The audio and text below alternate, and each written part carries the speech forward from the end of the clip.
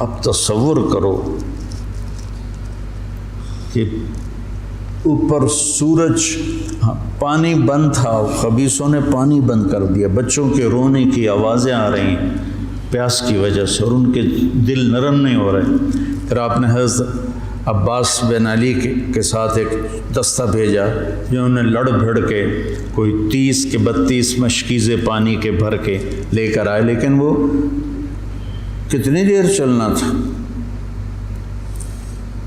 پیاس سے زبانیں بچوں کی بھی نکلی ہوئی ہیں، اور حسینی لشکر پیاسا لڑ رہا ہے، اوپر دھوپ کی، سورج کی آگ ہے، نیچے ریت کی آگ ہے، ادھر تلواروں کی جھنکار ہے، اور تیروں کی سنسناہٹ ہے، اور نیزوں کی کھڑکھڑاہٹ ہے، اور ایک مسکراتا چہرہ ہے جو کہہ رہا ہے الموت احلی عندنا من العسل، پاگلو موت تو مجھے شہد سے زیادہ محبوب، تم موت سے ڈراتے ہو۔ تو یہ لڑائی کیا لڑائی تھی، 72 آدمی 5000 سے کیسے لڑ سکتے تھے، جانیں ہی دینی تھی۔ تو انہوں نے پہلے ان کے گھوڑوں کو بیکار کر دیا، گھوڑوں کو، شمر نے کہا ان کے گھوڑوں کو مارو، پہلے گھوڑوں کو مارا تو سارے پیدل ہو گئے، پیدل ہو گئے تو پھر گردنیں کٹنے لگی۔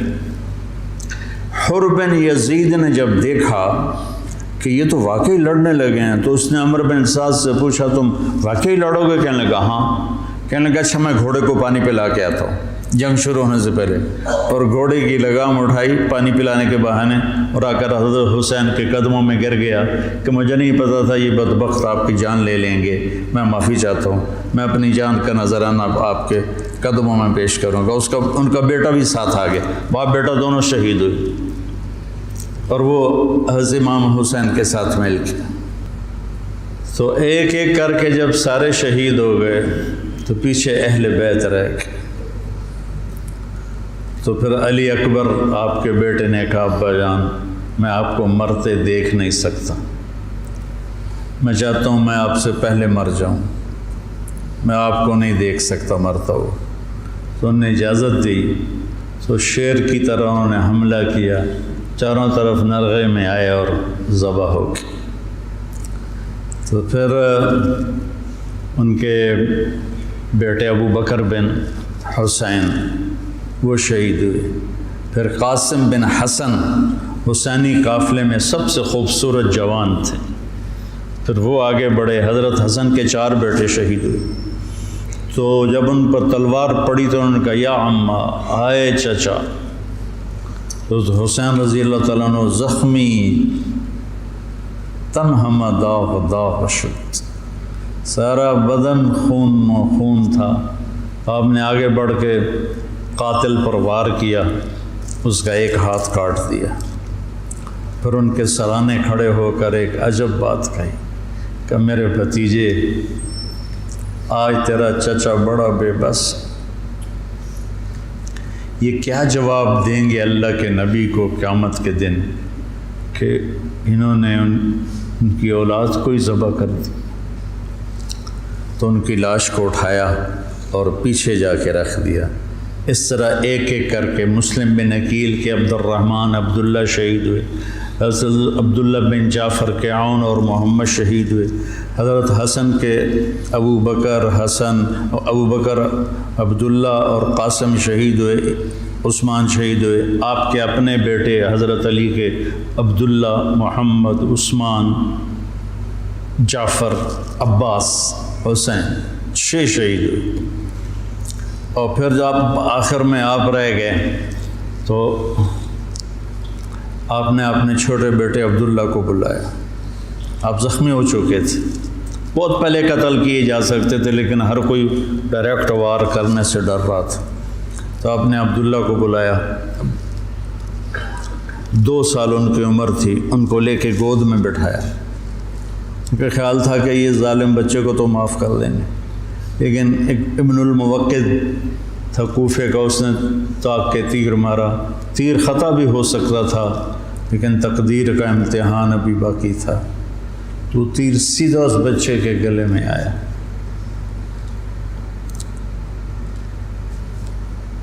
ہم یہ تاریخ بھلا دیں۔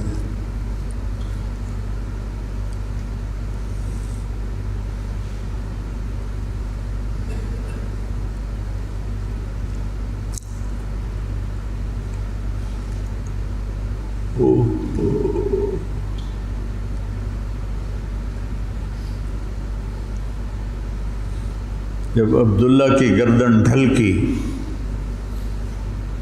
اس وقت حضرت حسین اپنے بیٹے کا خون جو ابل رہا تھا وہ ایسے ہاتھوں میں لے لی اور یوں آسمان کی طرف اٹھا۔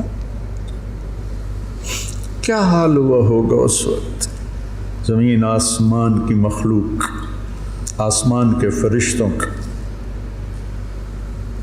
اے اللہ، تو مجھ سے راضی ہے تو میں تجھ سے راضی، لیکن ان سے انتقام تو ہی لینا۔ انہوں نے تیرے نبی کی اولاد کو ذبح کر دی۔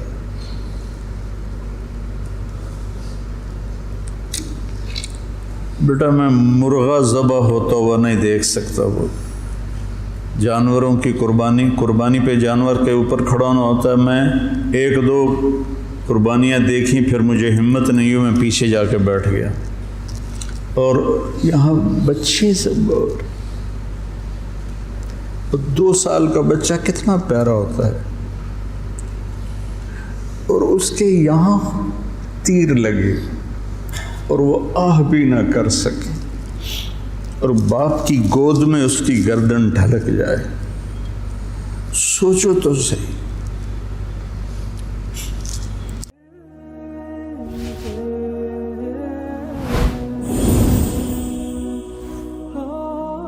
کیا ایسے معصوم بچے جن کے پاس مواقع نہیں ہیں کہ وہ تعلیم حاصل کر سکیں اور معاشرے کا، ملک کا اور قوم کا باعزت فرد بن سکیں، کیا ہمیں ان بچوں کو موقع نہیں دینا چاہیے کہ وہ آگے بڑھیں اور معاشرے کے اندر اپنا مثبت کردار ادا کریں؟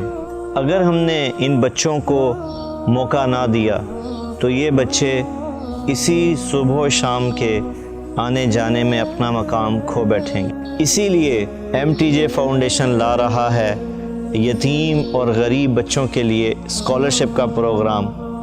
اب ہمارا بچہ پڑھے گا، آگے بڑھے گا اور انشاءاللہ سارے جہان کو منور کرے گا۔